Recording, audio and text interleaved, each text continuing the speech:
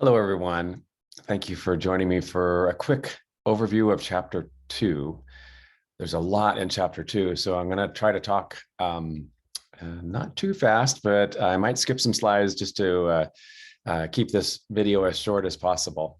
So let me bring up our PowerPoint to keep me on track here. There we go. All right, here's our PowerPoint for Chapter 2. We're going to talk about the theories and treatments of abnormality. So in Chapter 1, we looked a little bit about the history of psychology, history of abnormal psychology, and some of the different professions that are in psychology, and kind of just a general overview. Now we're getting a little bit more specific into the introduction to abnormal psychology by talking about some of the big theories and some of the big treatments that we have. Our treatments that we'll talk about in this class are all evidence-based, which means that they have some research behind them. So we're going to talk about the biological approaches, the psychological approaches, the socio-cultural approaches, a little bit about prevention programs, and some about those effective or evidence-based treatments. So a theory is a set of ideas that provides a framework for questioning, gathering, and interpreting information about something that happens. So we have, most of you are familiar with theories. It's an idea about why something happens.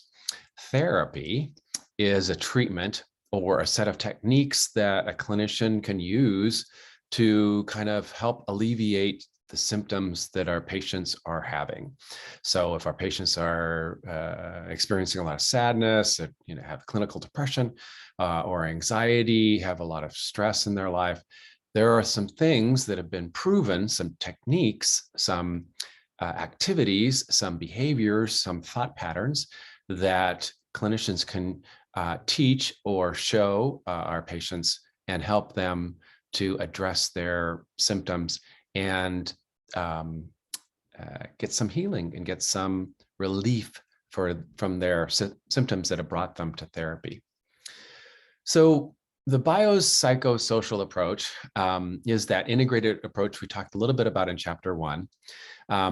The main idea behind why people become disordered psychologically is the fact that there are some kind of risk factor in their life. Something's happened to them, or it's genetic or biological risk. And we'll talk a little bit about, some neurotransmitters and some hormonal problems that can cause some risk factors to be in our lives. And then there's a trigger, or something happens in the person's life or in our life. A lot of times this trigger will be stress. Something happens, we lose our job, we lose someone close to us, or we just are ground down by life. Sometimes just we slowly have a lot subtle stresses in our life that we just can't handle anymore. So as we go along, here again, these are the approaches to treatment. We have the biological treatment. Most often that's going to be some kind of prescription medication. We have the psychological treatment. That is some kind of psychotherapy or talk therapy. And the sociocultural approaches are where we're making some changes in the environment, in the social aspects of our clients, often brought to us by the help of licensed clinical social workers. The main causes of biological abnormality is going to be some kind of dysfunction in our brain. Something goes wrong, and that's what dysfunction means. Something is not working the way it should.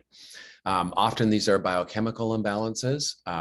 Probably the most common one that we hear of is kind of a serotonin imbalance, causing us to be depressed, not having enough serotonin in our brains and in our bodies.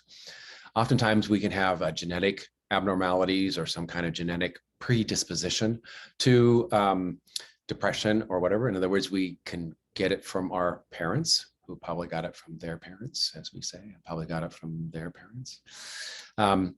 So here's some brain organization slides, and I'm go quickly through them. If you're interested in studying the brain, lots of stuff in our textbook and lots of stuff all over the internet. But when we're talking about the brain is organized in the forebrain, midbrain, and hindbrain. So front, middle, and behind. Pretty easy. They break it up into the different regions here. Again, I'm not going to spend a lot of time in this lecture talking about this. We'll go right through it. But these are all the different areas that could possibly have a dysfunction that would cause our mental disorder through either a structural problem or a functional problem. Some structural would be that there was something structurally wrong with the brain, and the way it was put together, or functional is the way it's not working the way it should. The limbic system is the seat of all of our emotions. It is in the center of our center of our brain. It is underneath the prefrontal cortex right here, which is the more modern brain where we do some of our executive thinking and our planning and kind of managerial aspects of our life. The limbic system, the amygdala and the hippocampus are good for our memories and good for storing our emotions. This is where our emotions come from. And you remember from a previous classes that amygdala is the seat of that fight, flight, or freeze. And we're adding fawn now to that, F-A-W-N, fawning. So those are the areas of some big emotions that can happen for us. Here's a picture of that. And again, the brain is seated on that spinal cord, which runs down the back of our neck and all the way through, hooking our brain to the rest of our body through that spinal cord. Neurotransmitters. Neurotransmitters, in kind of way of a quick review, are chemicals that are in our bodies that carry the impulses or the messengers. They are the communicators of the brain throughout our body. They communicate from one neuron to the next. They communicate things like pain, things like happiness, things like joy, things like depression, things like all of that. All of our emotions are regulated by these neurotransmitters. Also the neurotransmitters help us do things like remember things, make memories. They also help us move. They also help us be creative. They are really important communication aspects of our biochemistry. If you remember, here's a picture of a neuron, which is just a nerve cell. We have billions of them everywhere in our bodies, mainly billions of them in our brain, but they're everywhere in our body. And they communicate to each other across this little synapses, or that gap between the two. That's where the neurotransmitters work. Let's type going here. So some of the more common neurotransmitters that you probably have already heard of is serotonin, which is helps keep us happy, keep us less anxious, and keeps our aggressive impulses in check, or not. And so when we have a dysfunction of neurotransmitters or serotonin, we can be depressed, be irritable, have anxiety, and probably the most common antidepressants are working at keeping the serotonin levels high enough in our bodies so that we are not anxious or depressed. Dopamine is the kind of the feel-good, let's do it again neurotransmitter. It is the one that's whenever we have, it gives us pleasure if we do something that satisfies a need in us. We will do this. This is also the neurotransmitter that is heavily involved in substance abuse, alcohol, and behaviors such as sex or impulsive gambling. Dopamine has been shown to be the precursor that's causing that craving to let's have another drink. Let's have another snort of Coke. Let's go gamble, or go shopping. Norepinephrine is the kind of the energizing neurotransmitter. GABA is the one that slows everything down. So neurotransmitters are one way our bodies communicate to each other. And the other big way is through hormones. And hormones are in that kind of send the messages through the body, can affect our mood and our energy and how we react to stress. Hormones are produced by glands, such as the pituitary gland, or the adrenal glands, or the pancreas. These hormones are the other thing that we'll be looking at as far as the biochemical aspects to mental disorders. Here's where some of the major glands are in our body. These people have their glands on the outside of their body, which is, I guess, unfortunate, but good for us because we can see where they are.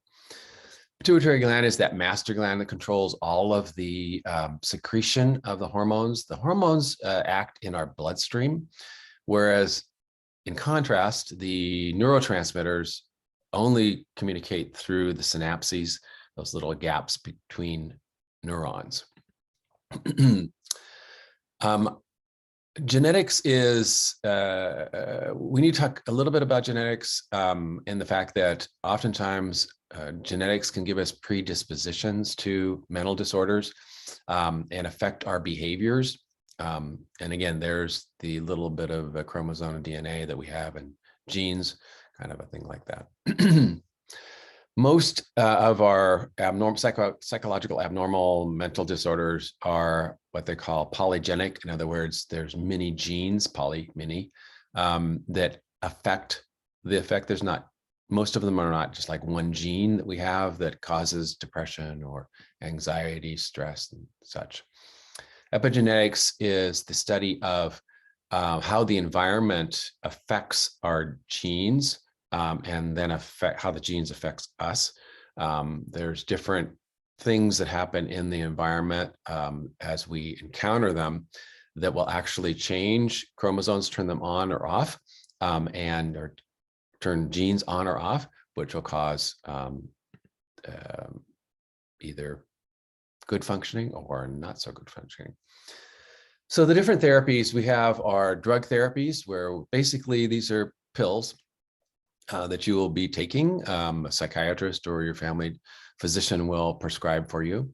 Brain stimulating techniques are the ECT, electroconvulsive therapy, or transcranial magnetic stimulation, which is a big magnet that they hold over our brains. Deep brain stimulation is placing an electrode inside our brain to stimulate certain portions of our brain. And vagus nerve stimulation, where we are stimulating one of the biggest nerves in our body. Psychosurgery is any time that the neurosurgeons are entering our brain and making incisions and making alterations in the structures in our brain to help us, after all of these other therapies have not worked. Often psychosurgery is the way we will go. Here's some of the drugs and what they're used for. Again, these PowerPoints can be found in our D2L under lecture PowerPoints. You need to come back to them. And hopefully you're reading the chapter and all of this is just a review for you anyway. Let's keep going. So let's talk about the psychological approaches. So this would be the talk therapy or psychotherapy approaches. The big ones we have are behavioral, cognitive, psychodynamic or Freudian, humanistic or Rogerian, family systems, and emotion-focused approaches. The behavioral approaches are basically using techniques to change the patient or client's behaviors to help them change their mood, change their disorder to something that's not disordered. Using what we learned in the learning chapters in our intro classes, using those ways that we as humans learn. We can learn to behave differently. And when we behave differently, the theory behind behavioral approaches is that we start to think differently. Let's see, let's keep going here. Cognitive therapies. Cognitive is basically thinking. So anytime you hear cognitive or cognate or any of those cog words, think thinking. And the theory behind cognitive therapies or cognitive psychotherapy is, or talk therapy, is that if we can change our thinking using the techniques that therapists have in cognitive therapy, we will change our disorder. Our disorder will then become ordered, and we will be back to our normal functioning, so to speak. So in cognitive therapy, they're looking for things that are delusional thoughts that we have that aren't true. So the therapist is trying to clarify some of the things that we think about ourselves or we think about others, and challenging us in our thoughts, and asking things like, how do you know that that's true? And what evidence do you have? Cognitive behavioral therapy is probably the most common counseling technique that is used in counseling. So if you've been in counseling, you probably have had some CBT, it's called cognitive behavioral therapy. It's a combination of changing our thoughts and changing our behaviors at the same time. Lots of evidence behind that. So it's used quite a bit, and insurance companies are willing to pay for it because of that. Let's keep going here. Psychodynamic approach. So this is Freudian approach. So Sigmund Freud, back in the day, still around. There's a lot of here. Psychoanalysis is the one. It's used a lot for personality disorders. Some techniques and of this, you probably heard of catharsis, which is basically getting the patient to a place to release emotions that they have. And after, the theory says, after they release these emotions that were pent up, that were causing them to have their mental disorder, depression, anxiety, and such, we can do. A lot of our language comes from a lot of psychological language that we use, even in day-to-day talking with our friends, comes from psychoanalysis, such as repression or sublimation or defense mechanisms, rationalization. All of these are kind of Freudian things. So when you think of Freud, you're going to think of sex. Sex was sexual stages is how Freud put together his psychological theory. He also put together this three-part human being where we have the id, the ego, and the superego. The id is that kind of child part of us that is looking for gratification of all of our needs, creativity. Raw emotions are in our id. The superego is kind of that parental, authoritative aspect that we picked up throughout our life. From our coaches, our parents, our grandparents, anyone who was trying to teach us anything, police officers, all of those people are in our superego. And the ego is the self, and the ego's job is the trying to negotiate between the superego and the id to keep everything kind of in balance. Freud says that if your id is in control, some things will happen to you that will cause you problems. If your superego is in control, some things will happen that'll cause you problems. So you want the ego to be in control. His approach is that most people who come to therapy are out of balance in this, and that either the id or the superego are running the show. here's a little thing that the id says, I need to eat right this second. The superego says eating during important meeting is rude and inappropriate. And the ego says, you can't do that because you're in the middle of an important meeting, and negotiating between the two and saying maybe to the id, as soon as the meeting's over, we'll go down to the cafe and get something to eat. Freud also came up with a bunch of defense mechanisms, ego defense mechanisms, strategies that we use to protect ourselves from attack or psychological attack, where we might feel bad about ourselves or whatever. We can use these defense mechanisms to ward off this kind of stuff. Here's a whole bunch of them. Again, regression, denial, displacement, rationalization, intellectualization, projection. All of these you probably have heard, and we use them quite a bit when we're talking. And if you're interested, come back to that thing and take that little figure there, the graph, and we'll do it. So he had that, like I said earlier, Freud had a psychosexual stages of development, oral, anal, phallic, and latency and genital. And then he had the ages, appropriate ages there of those and what we have. So he has in his theory that if we get stuck in one of these different stages, some kind of trauma happens to us, say during the oral phase, then we will have oral issues. And then that's where we need to get some kind of therapy, is talk about that. Let's keep going here. Some of the techniques in there. Interpersonal therapy is, there's a lot of newer type psychodynamic approaches that build on Freud, and that's one of them. Let's see here, I keep going. Rogerian therapy. So Rogerian therapy, or humanistic therapy, humanists say that people are good and they just need a nurturing environment and they can heal themselves. Carl Rogers, the Rogerian Rogers there, his name gives name to the most common one.